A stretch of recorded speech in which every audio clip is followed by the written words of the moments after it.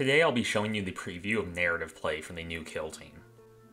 Before we get into how narrative play works, it looks like the new Kill Team will still open up pre-orders in August, and I've been hearing that the actual bosses will be arriving sometime in October.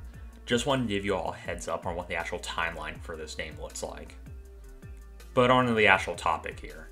So narrative or campaign play will be the ongoing storytelling version of Kill Team, which is now to be also called Spec Ops. This will be where your models and kill teams will gain experience and have ongoing missions they are trying to accomplish.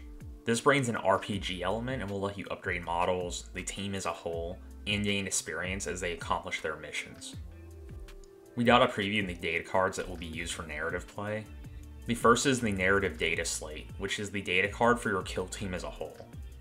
This obviously has your factions and keywords, but also has history, ports, where your base is. This gives some character to your overall kill team. There are also different types of points on here, as well as stash and strategic assets. This will likely be the permanent upgrades that you can gain for your team, as they gain experience and accomplish missions. We do know that your base will be able to be upgraded, which is likely where the medbay comes in under the strategic asset portion. The next card we get to see is the narrative data card. This is where you track injuries, experience, and bonuses to individual members of your kill team. So one thing that's a little bit odd here is we were told in this preview that you can play a narrative game while the other player is playing a match game.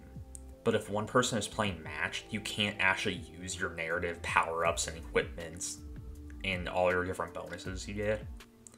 Most likely how this will work is your narrative team will have goals they want to accomplish, which are those like tiny missions like the Spec Op missions. And they can accomplish those goals in any game. And when they do, they gain SP and the bonuses, and you roll for the injuries for them.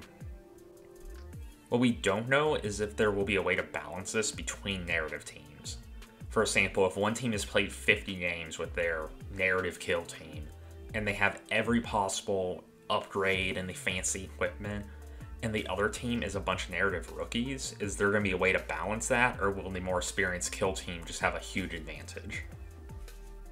So another new feature in narrative play is going to be the injury system. This is where at the end of a game, any models that were down have to roll a casualty roll, and rolling a 1 means a serious injury. Most of the time these will heal, but you can continue to use the models, but it's at a high risk of them permanently dying if they're already injured. I think within friend groups, the narrative games could be a lot of fun, where you keep the kill teams at roughly the same experience. And because you're just playing with friends, you can remove or add items and upgrades to help balance out the teams and adjust it if they don't have that already built in. But I don't see a lot of people meeting up with strangers to play the narrative game mode.